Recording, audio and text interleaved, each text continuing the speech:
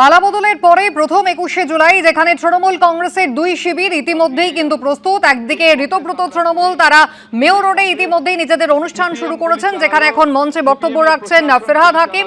অন্যদিকে cathedral road Kalighat Trinamool, সেখানে তাদেরও 21শে জুলাই শহীদ স্মরণ। ইতিমধ্যেই অভিষেক বন্দ্যোপাধ্যায় সহ অন্যান্যরা এসে পৌঁছে গিয়েছেন। মমতা বন্দ্যোপাধ্যায় তিনিও পৌঁছবেন। মঞ্চে এখন কল্যাণ বন্দ্যোপাধ্যায় বক্তব্য রাখছেন এবং অন্যদিকে যুব কংগ্রেস তাদের অনুষ্ঠান।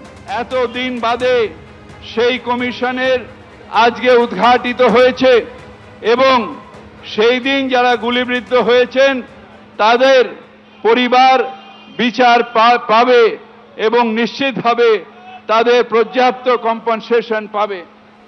এই কারণে 21শে জুলাইয়ের শহীদদের আমরা বলি, তোমাদের রক্ত হয়নি কো ব্যর্থ।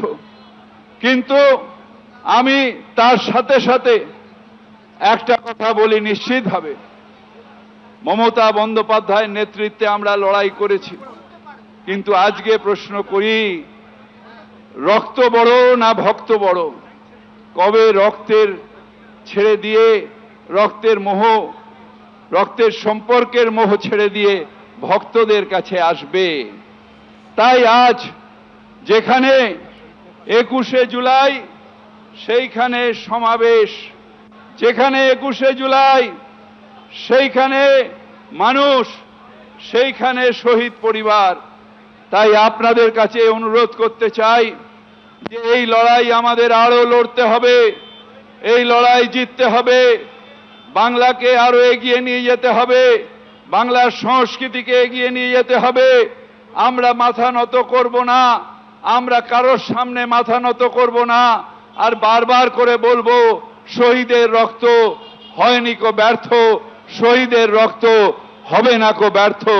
আপনাদের সবাইকে এই শহীদ দিবসে সবাইকে শ্রদ্ধা জানিয়ে, যারা 21শে জুলাইয়ের শহীদ এবং যারা বাংলার বিভিন্ন প্রান্তে এই আন্দোলনে করতে গিয়ে শহীদ হয়েছেন, সবাইকে আন্তরিকভাবে আমার প্রণাম জানাই, আমার শুভেচ্ছা জানাই। একটা শেষ কথা, অত্যাচার বলবে না, শেষ কথা বলবে না।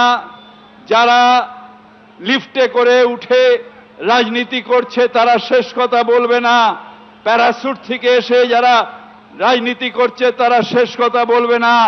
শেষ কথা বলবে যারা রক্ত ঝরিয়ে, প্রাণ ঝরিয়ে, নিজেদের সবকিছু দিয়ে তারা যখন সেই আন্দোলন করবে, তারাই শেষ কথা বলবে। আপনাদের সবাইকে আজকের দিনে আবার সব শহীদকে শ্রদ্ধা জানিয়ে আমার বক্তব্য রাখছি। এবিপি আনন্দ, এগিয়ে থাকে, এগিয়ে রাখে।